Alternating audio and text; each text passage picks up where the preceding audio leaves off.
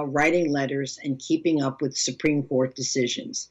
And in 1986, the Supreme Court handed down a decision in Batson versus Kentucky, ruling it was unconstitutional for attorneys to use preemptory challenges to exclude prospective jurors on the basis of race. In a trial, each side has a limited number of opportunities to rule out potential jurors without stating a reason for it. These are called peremptory challenges. Historically, these have often been used by prosecutors to exclude black jurors in cases involving black defendants. The Batson decision made this practice illegal. Bowe believed the prosecution in his case had excluded several black jurors this way. He watched it happen. He started thinking this new decision might help convince a lawyer to take him on. And in 1986, he wrote to Bryan Stevenson. We talked about him before on this show. The movie Just Mercy was made from Mr. Stevenson's book by the same name. A whip-smart and dedicated attorney who runs a critically important Alabama organization called Equal Justice Initiative. The Equal Justice Initiative is virtually the only in-state resource for Alabama inmates. It receives no state funding, surviving on private donations and public speaking fees earned by its staff attorney, and also Mr. Stevenson. Currently, EJI is working on appeals for 100 of the 190 death row inmates in Alabama. Bryan saw something in Bowe's case, and he recruited a team of pro bono lawyers from a Philadelphia firm. Not long after, Richard Jaffe came on board, a public defender and a champion of those on death row. When they started working on the case, not only did they find clear-cut Batson violations, a former prosecutor who worked in the DA's office around the time of Bowe's trial would later testify the philosophy in his office was that prospective black jurors at the time were anti-police, anti-establishment, and shouldn't be left on juries. But they also turned up significant evidence Bowe was innocent of murder. The victim's body had been found underneath a trailer in a trailer park, some distance from the A&P. Given the distance between Bowe and the victim when the gunshot was heard, and that Bowe was being rapidly chased by police right up till they detained him, it is difficult to imagine he could have shot the victim, dragged the body all the way to the trailer park, hidden it before the cops caught him. Not to mention his clothing had no trace of gunpowder, and according to Bowe's counsel, the gun that Bowe owned wasn't the same caliber as the one used to kill Stephen Gainey. This evidence clearly indicated he could not have killed Mr. Gainey, but it was still difficult to understand how, in the chaos of that night, Gainey had wound up dead. When Bowe's lawyers found an eyewitness whose testimony about what he saw and heard on the night of the murder indicated a police officer may actually have shot the victim, though a clearer picture emerged.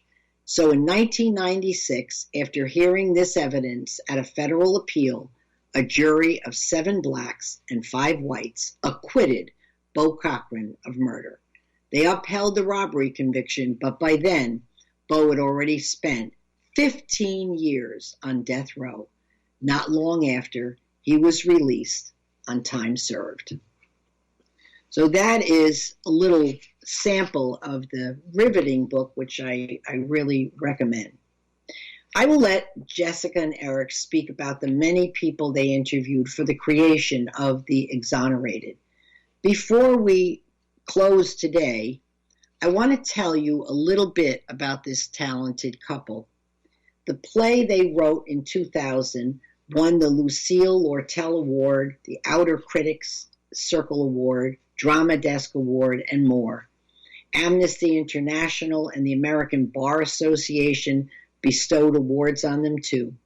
Some of the many, many famous actors who appeared in the play were Susan Sarandon, Tim Robbins, Danny Glover, Brian Dennehy, and Aidan Quinn. Other plays they collaborated on are Aftermath, based on interviews they conducted with Iraqi civilian refugees in Jordan, How to Be a Rock Critic, based on the writings of Lester Bangs. In addition, they wrote Coal Country, a New York Times critic's pick, about the 2010 Upper Big Branch mine disaster. And most recently, they wrote The Line, based on interviews with New York City first responders during the COVID-19 pandemic. The play garnered rave reviews from coast to coast, and the New York Times mentioned The Line as a likely contender for the 2020 Pulitzer Prize. Jessica and Erik also write for TV. Erik has been on the ABC series For Life, House of Cards, and The Americans, and The Blacklist, and also as an actor in Disgraced at Lincoln Center. Jessica has written and directed Liberty City and has published 3 novels. She's also been on TV in Made in Jersey, High Maintenance, and The Mentalist, and Blue Bloods, to name a few. So I really want you to stay with me. Please come back next time, because then you will meet Jessica and Erik and have lots of good questions to ask them. I wanted to just give you a little sneak preview as we look ahead after my 3 interviews with Jessica and Erik. I have invited Christine Bunch to join us. She spent nearly 20 years behind bars, having been accused of setting a fire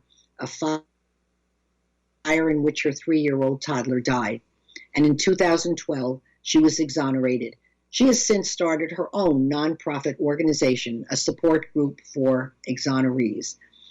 After that, I hope to have a number of exonerees from Witness to Innocence, a nonprofit started by Sister Helen Prégine, based in Philadelphia.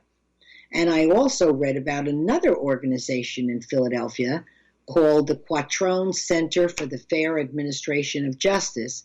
Their mission is pioneering a data-driven approach to criminal justice reform, and it's run by one of the deans of the University of Pennsylvania's Law School. I hope you'll stay with me for these upcoming programs. As always, I appreciate the fact that you spend time with me today and every time I'm on the air, and I hope with each of my podcasts that you take away something that stays with you and gives you pause. These are often heavy topics, but well worth discussing. Please join me next time for Pursuing Justice.